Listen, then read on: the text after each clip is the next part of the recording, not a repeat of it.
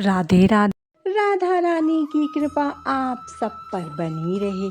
आज हम मासिक शिवरात्रि की व्रत कथा सुनेंगे। कोई भी व्रत बिना उस व्रत की कथा को पढ़े या सुने अधूरा माना जाता है। 4 जून को मासिक शिवरात्रि है। हर महीने के कृष्ण पक्ष की चतुर्दशी को यह व्रत रखा जाता है। इस व्रत का विशेष महत्व माना जाता है। मान्यता है कि शिवरात्रि व्रत करने से व्यक्ति के सारे कष्ट दूर हो जाते हैं और भक्त को शिव की असीम कृपा प्राप्त होती है। मासिक शिवरात्रि के दिन शिव जी की विधि विधान से पूजा करने के बाद शिवरात्रि की कथा पढ़नी या सुननी चाहिए। तो हम शिवरात्रि की कथा शुरू करते हैं। प्राचीन काल में चित्रभानु नाम का एक शिकारी था जो जानवरों की हत्या करके अपने परिवार को पालता था। लेकिन यह शिकारी साहूकार का कर्जदार था। वो उसका ऋण समय पर नहीं चुका सका, जिससे क्रोधित साहूकार ने शिकारी को शिव मठ में बंदी बना लिया। संयोग से उस दिन शिवरात्रि का पावन दिन था। शिकारी ध्यान मग्न होकर शिवरात्रि और शिव से संबंधित धार्मिक बातें सुनता रहा। उस दिन उसने शिवरात्रि व्रत की कथा भी सुनी। शाम में साहूकार ने उसे अपने पास बुलाया और ऋण चुकाने के विषय में बात की। शिकारी ने कहा कि वो अगले दिन सारा ऋण लौटा देगा। शिकारी के मुख से ऐसी बातें सुनकर साहूकार ने उसे छोड़ दिया। अपनी दिनचर्या की भांति वह जंगल में शिकार करने के लिए निकल पड़ा। लेकिन दिन भर बंदी गृह में रहने के कारण वो भूख प्यास से व्याकुल था। शिकारी अपना शिकार खोजता हुआ काफी दूर निकल गया। जब अंधेरा हुआ तो उसने विचार किया कि लगता है आज रात जंगल में ही बितानी पड़ेगी। वह वन में एक तालाब के किनारे बेल के पेड़ पर चढ़कर रात बिताने लगा। जिस बेल वृक्ष पर शिकारी था उसके ठीक नीचे शिवलिंग था जो बेल पत्रों से ढका हुआ था। शिकारी को शिवलिंग का पता नहीं चला।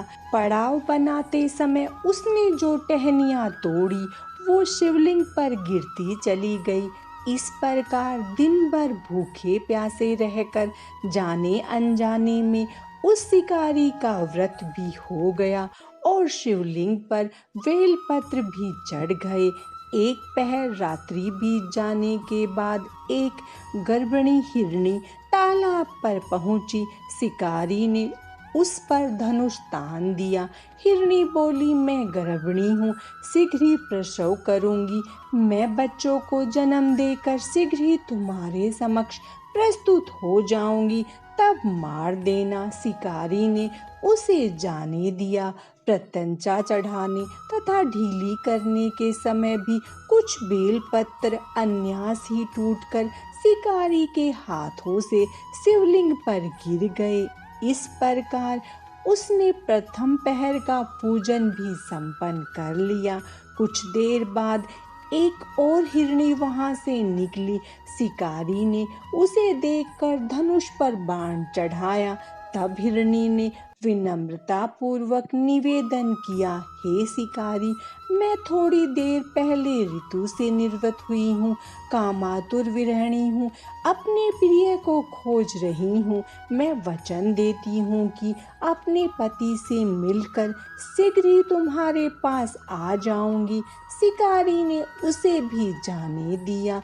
2 बार शिकार खोकर शिकारी परेशान हो गया।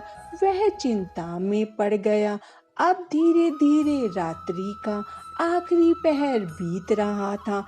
इस बार भी शिकारी के धनुष से लगकर कुछ बेलपत्र शिवलिंग पर गिर गए तथा इस तरह से दूसरे पहर का पूजन भी संपन्न हुआ। तभी एक और हिरनी अपने बच्चों के साथ वहां से निकली। शिकारी ने धनुष पर तुरंत ही तीर चढ़ा दिया। वह तीर छोड़ने ही वाला था कि हिरणी बोली, हे शिकारी, मैं इन बच्चों को इनके पिता के पास छोड़कर लौट आऊंगी। इस समय मुझे मत मारो। शिकारी हंसा और बोला, सामने आए शिकार को मैं कैसे छोड़ दूं? इससे पहले मैं 2 बार अपना शिकार छोड़ चुका हूँ। मेरे बच्चे भूख प्यास से परेशान हो रहे होंगे। हिरणी ने फिर कहा, जैसे तुम्हें अपने बच्चों का मोह है, ठीक वैसे ही मुझे भी अपने बच्चों की चिंता है। हे शिकारी, मेरा विश्वास करो, मैं इन बच्चों को इनके पिता के पास छोड़कर शीघ्र ही आ जाऊंगी। हिरणी का दुख से भरे स्वर सुनकर शिकारी का दिल पिघल गया। उसने उस मृगी को भी जाने दिया। शिकार न मिल पाने के कारण भूख प्यास से व्याकुल शिकारी अनजाने में ही बेल वृक्ष पर बैठा बेल पत्र तोड़ तोड़ कर नीचे फेंकता रहा। पो फटने को हुई तो एक हष्ट पुष्ट मर्ग आते दिखाई दिया। शिकारी ने सोच लिया कि इस बार वो इसका शिकार अवश्य करेगा। शिकारी की तनी प्रत्यंचा देखकर मर्ग बोला, हे शिकारी, यदि तुमने मुझसे पूर्व आने वाली 3 मृगियों को मार डाला है तो मुझे भी मारने में विलंब करो, क्योंकि मैं उनका वियोग नहीं सह पाऊंगा, क्योंकि मैं उन हिरनियों का पति हूँ। यदि तुमने उन्हें जीवन दान दिया है तो मुझे भी कुछ क्षण दे दो, ताकि मैं उनसे मिलकर तुम्हारे समक्ष उपस्थित हो पाऊं। मृग की बातें सुनकर रात की सारी घटनाएं उसके दिमाग में घूम गई। उसने मृग को सारी बातें बता दी। उपवास, रात्रि जागरण तथा शिवलिंग पर बेलपत्र चढ़ाने से उसमें भगवत शक्ति का जागरण हो गया। उसने मृग को भी छोड़ दिया। भगवान शिव शंकर की अनुकंपा से उसका हृदय मांगलिक भावों से भर गया। अपने अतीत के कर्मों को याद करके वह पश्चाताप की ग्लानि में जलने लगा। थोड़ी देर बाद हिरण सपरिवार शिकारी के सामने उपस्थित हो गया।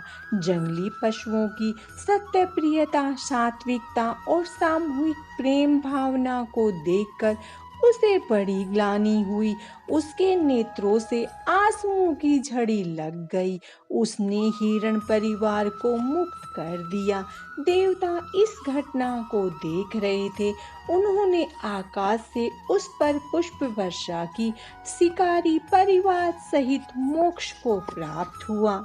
मासिक शिवरात्रि व्रत कथा समाप्तम। भगवान शंकर और माता पार्वती की कृपा आप सब पर सदा बनी रहे। राधे राधे।